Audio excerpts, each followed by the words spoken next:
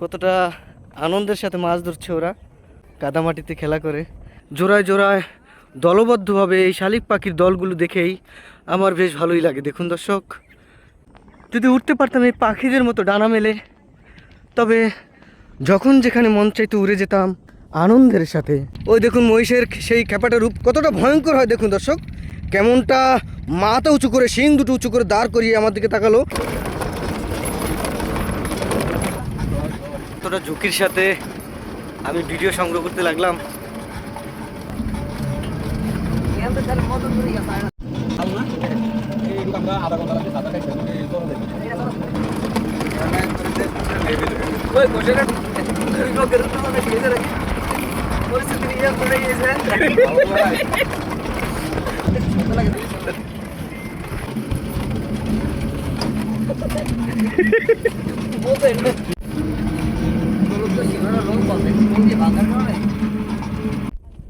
কি মাছ পাইছো?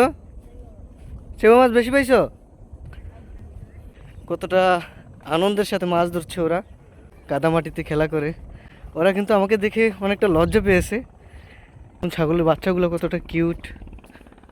এটা কিন্তু একটা বরফ মিল, এখানে থেকেই মূলত মাছে বরফ দেওয়ার জন্য বরফ তৈরি করা হয়। আর ঠিক পাশেই রয়েছে তো একটা হাঁসের খামার, এটার ভিতরে হাঁস লালন পালন করে, জাল দিয়ে ঘেরাও করা। এই পথের কি নির্মম পরিস্থিতি। জোড়ায় জোড়ায় দলবদ্ধভাবে এই শালিক পাখির দলগুলো দেখেই আমার বেশ ভালোই লাগে। দেখুন দর্শক, শালিক পাখির দল। কখনো বা এই শালিক পাখির দল দলবদ্ধভাবে আনন্দের সাথে আকাশে উড়ে বেড়ায়, আবার কখনো বা দলবদ্ধভাবে খাবার সংগ্রহ করতে লাগে। শুধু পাখির কিচিরমিচির শব্দ বেশ আনন্দ দিচ্ছে আমায়। এই যে দেখুন, এখানে কতটা সুন্দর একটা পরিবেশ রয়েছে। এর ভিতরে যতই যাবেন আপনি বিভিন্ন প্রজাতির বৃক্ষের সন্ধান পাবেন। আমি আর সামনের দিকে এগোচ্ছি না। যদি উঠতে পারতাম এই পাখিদের মতো ডানা মেলে, তবে যখন যেখানে মন চাইতে উড়ে যেতাম আনন্দের সাথে। কতটা সুন্দর সবজি কলা ধরে রয়েছে দর্শক। সবুজের সমারোহ আমাকে আমাকে উদাসী করে তুলেছে। কতটা আনন্দের সাথে তার পোষা প্রাণীদের গোসল করাচ্ছে। কৃষক এই খাল থেকে পানি সংগ্রহ করে তার ফসলগুলোতে দিচ্ছে খুব যত্ন সহকারে, আবার সেখান থেকে আগাছাও পরিষ্কার করে নিচ্ছে। একটি বাড়ির একটি খামার, সেই একটি খামারই রয়েছে অসংখ্য গৃহপালিত পশু। দেখুন, ওরা ঘাস খাচ্ছে। একটি বাচ্চা খুব আনন্দের সাথে দৌড়াদৌড়ি করতে লাগলো, কতটা আনন্দের সাথে এদিক সেদিক ছোটাছুটি করতে লাগলো।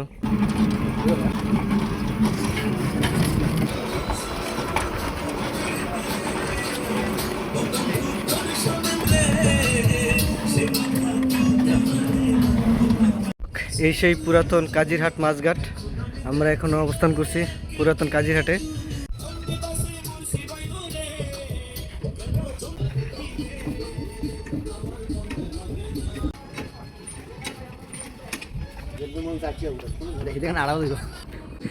হ্যাঁ, জেলেরা নদী থেকে এসে এলোমেলো জালগুলোকে খুব সুন্দর করে সাজিয়ে নিচ্ছে পরবর্তীতে নদীতে যাওয়ার জন্য।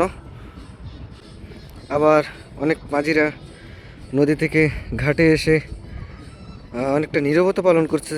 দেখুন, এটা সে কৃষকদের চিরচেনা সেই যন্ত্রাংশ। দেখুন, এখানে পরিত্যক্ত বোটের কিছু আসবাবপত্র দেখা যাচ্ছে। এখানে তৈরি করা হচ্ছে নদীতে মাছ ধরার জন্য বিশাল আয়তনের একটি ট্রলার। সে ট্রলার এটিকে সম্পূর্ণ ট্রলারে রূপান্তর করে তারপরে মাছ শিকার করার জন্য নদীতে নেওয়া হবে।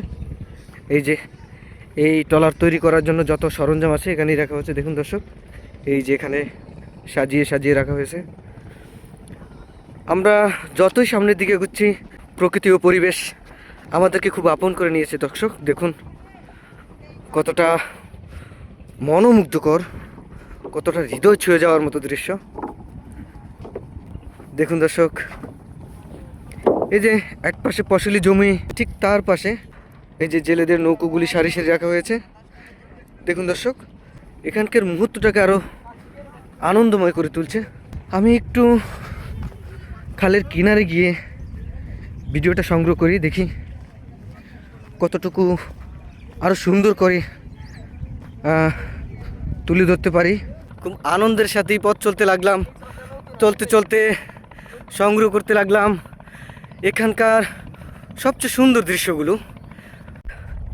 এই দুপুরবেলা টাটকা রোদে নিজেকে প্রকৃতির সাথে বিলীন করে দিলাম, হারিয়ে গেলাম সেই প্রকৃতির স্বর্গরাজ্যে।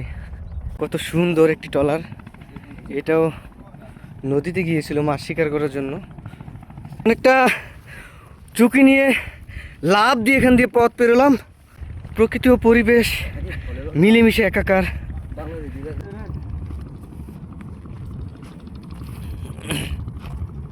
দর্শক, আমরা এই মুহূর্তে পথ চলতে লাগলাম মহিষের সন্ধানে।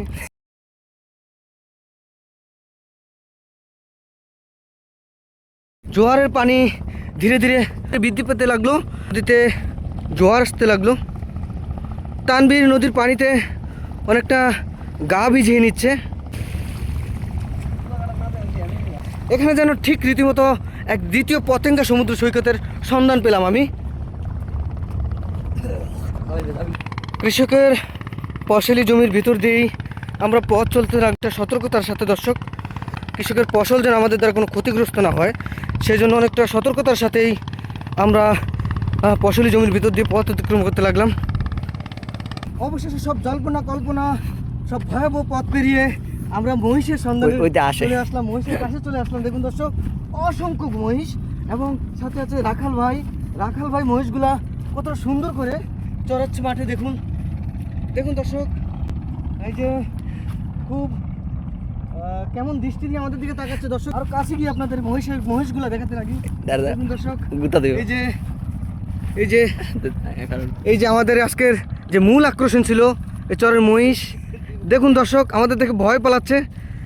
এই যে অসংখ্য মহিষ, এখানে অনেকটা পথ পাড়ি দিয়ে আমরা সফল হতে পারলাম। এই যে আমাদের এই ভাই অনেকটা রোদে পুড়ে এই মহিষগুলাকে খাবার খাওয়াইতে লাগলো। দেখুন এই সেই ভাই, এখানে মহিষ আছে কয়টা?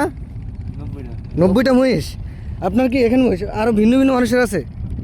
না, আপনারই শুধু 90টা? এটাই সেই চরপাতা 6 নম্বর ওয়ার্ড বলতে গেলে, যেখানে মহিষের রাজ্য। এই যে আমার এই ভাইও পাশাপাশি দুজন মিলে এই মহিষগুলোকে চড়ায় এখানে। ওই যে দূরে আমরা দেখতে পাচ্ছি সারি সারি জাহাজও চলাচল করতে লাগলো এই নদী থেকে। আমরা এখান থেকেই আমাদের সেই পূর্বের ঠিকানা আমরা চলে যাব। ছড়িয়ে ছিটিয়ে অসংখ্য মহিষ রয়েছে। তানবীর দ্রুততার সাথে আমাকে রেখে দৌড়ে চলে যাচ্ছে। মহিষের খেপাটে রূপ দেখে আবার আমার দিকে ফিরতে লাগলো। দেখুন দর্শক, মহিষের খেপাটে এই রূপ আমিও কিন্তু ভীষণ ভয় পাই।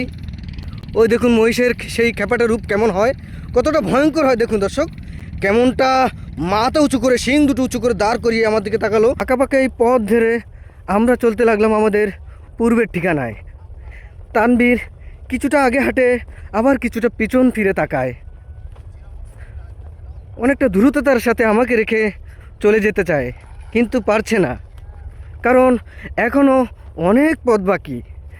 আমাদের পাড়ি দিতে হবে অনেকটা পথ।